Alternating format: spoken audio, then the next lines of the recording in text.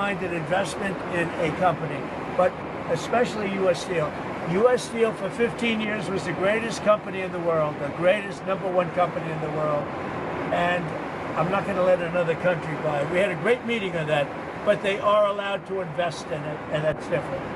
Mr. President, on tariffs, sir, you've talked about reciprocal tariffs coming in this week. Can you tell us a little bit more about that? And are you announcing a plan for it this week? Yeah, I'll be announcing.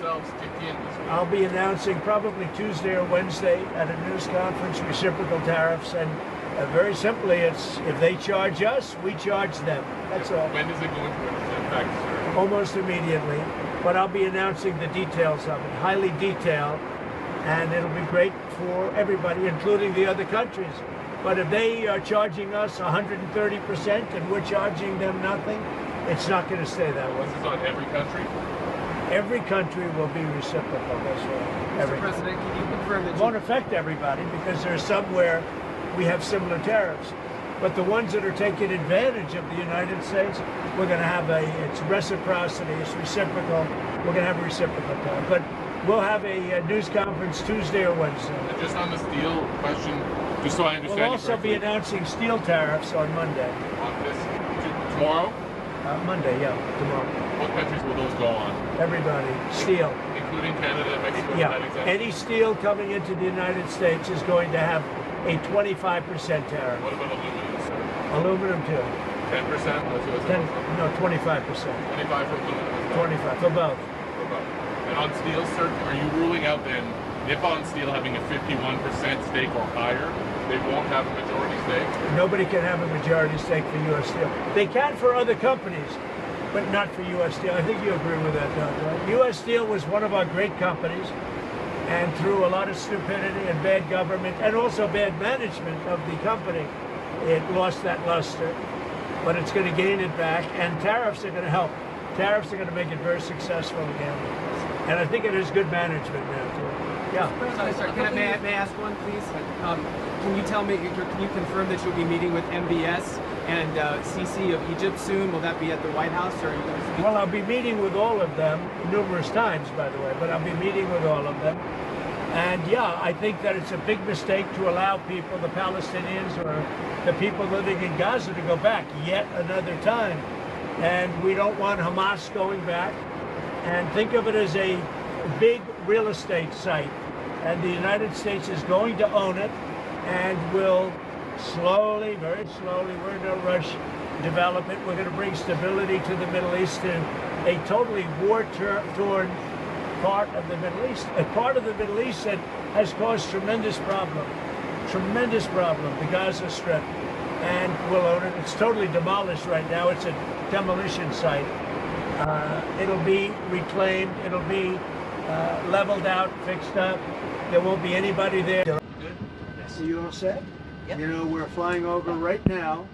We're flying over a thing called the Gulf of America. And I'm signing a proclamation, and perhaps you could define that.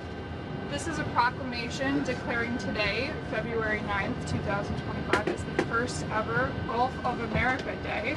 This follows the President's executive order issuing a name change from the Gulf of Mexico to the Gulf of America.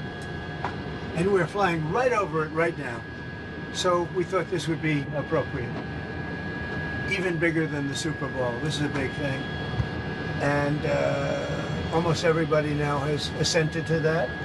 Attention on board. Ladies and gentlemen, if you could please direct your attention out the right side of the aircraft. Air Force One is currently in international waters for the first time in history, flying over the recently renamed Gulf of America. Please enjoy the flight, and we are now about to head westbound to Super Bowl 59. Wow, he did that well. That's a good job. He did. Isn't that nice? You know, we're about make America great again, right? That's what we care about. Okay, here we go.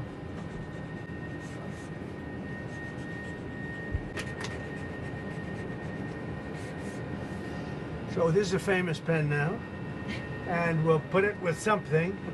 I'll ask you to do whatever you think we should do with it, Mr. Secretary. Do you want to talk about, you know, Doug, Secretary of the Interior, and also working with Chris Wright on extracting vast amounts of oil and gas and making our country rich. Would you like to say something? Well, with the Gulf of America, this is a historic day. We want to thank President Trump. His executive order is what set this in motion. We signed a secretarial order as Secretary of Interior directing the U.S. Geologic Survey, who is responsible for the database, which is the Geographic Names Informational System. And so just prior to this signing, if you will, the button was pushed. It became official with this proclamation to call today Gulf of America Day. But now it's going out. As we're sitting here right now, our team is calling all the map providers, so Google Maps, Apple Maps, all the map people. That change will take effect this afternoon to Gulf of America. So again, fantastic. Thank you, President Trump, for setting this all in motion with your executive order. It's an exciting, fun day, and great to do this as we're flying over the Gulf of America. We thought it would be very appropriate. Catherine, thank you very much for being here. So It's been a very important part of his life. And who knows what would have happened to him without you. It might not have been good. Here you go. Okay. Have you talked to Mexico about this? Actually, interestingly, I've never spoken to him about it. It was our call, and I have not spoken to him about it. I've spoken to him about many other things, but I haven't really talked to him about this. They have never brought it up. I'm a little surprised at that, but they've never brought it up. Sir, can you tell us about your conversation with Vladimir Putin? I don't want to do that now. We're trying to end that war. It's a war that would have never happened if I were president. It would have never happened. But we're making progress, but I can't tell you. You suffered a couple of court losses, Mr. President, and J.D. Vance said judges aren't allowed to control the executive power. What's your take on that? Well, we're going to see what happens. We have a long way to go, and we're talking about fraud, waste, abuse. And when a president can't look for fraud and waste and abuse, we don't have a country anymore. So we're very disappointed with the judges that would make such a ruling. But we have a long way to go. We have to find all of the fraud that's going on. We have tremendous fraud, tremendous waste, and tremendous abuse, and theft, by the way. And the day you're not allowed to look for theft and fraud, etc., then we don't have much of a country. So no judge should frankly be allowed to make that kind of a decision. It's a disgrace. Mr. President, a few years ago, Gulf of America, Canada, Greenland, Gaza, all these are very muscular foreign policy. How does this align with America first? Because it makes us bigger, stronger, and better, and more protective. We need Greenland because of national security, international security, world peace. And we'll have to do that. Canada, we'll see what happens with Canada, but the people of Canada would be paying less than half of the tax. If you look at the tax, they're going to be paying less than half the tax. They don't pay very much for military, and the reason they don't pay much is they assume that we're going to protect them. That's not an assumption they can make, because why are we protecting another country? Now, I love the people of Canada. We have a great relationship. But if they became our 51st state, it would be the greatest thing they could ever do. It would be unbelievable. It would be a cherished state. And think of how beautiful that country would be without that artificial line running right through it. Somebody drew it many years ago with a ruler, just a line. You look at how beautiful that is, wow, it would be very exciting. But if you look at Canada, it would be cherished as a 51st state. They don't pay their share of military in NATO. They pay very little for military. They're not protected at all. And the reason is they think we're going to protect them. The other thing is we subsidize them to the tune of about $200 billion a year. If we stop doing that, if we stop allowing them to make cars through tariffs and other things, cars, trucks, etc., what they make, they're not viable as a country. So would you agree that it's a more aggressive foreign policy than your first term? And why is that? It's more aggressive. It's better. Why? Because I think I've had a lot of experience. And in my first term, I was fighting everybody because they were very aggressive toward me. I always said survival and taking care of the country, not necessarily in that order. But I had to take care of the country, but I had a bunch of lunatics like Pelosi and all of these people. They fought me, and we won. And I had a lot of other things that were going on there. This time it's much more, they've lost their confidence.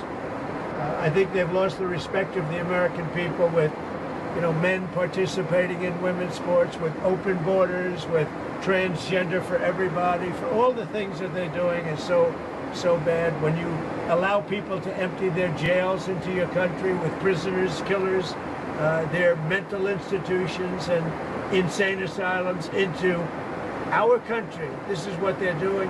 When you allow gang members from Venezuela, but many other countries coming into our country, we're getting them all out now. They've lost their credibility, but they've also lost their confidence. So I have more time to do what I want to do. So we're making our country larger. We're making our country stronger. And in the case of Canada, if this should happen, I don't know how they can do it without us, because without the U.S., Canada really doesn't have a country. They do almost all of their business with us. And if we say we want our cars to be made in Detroit, with a stroke of a pen, I can do that.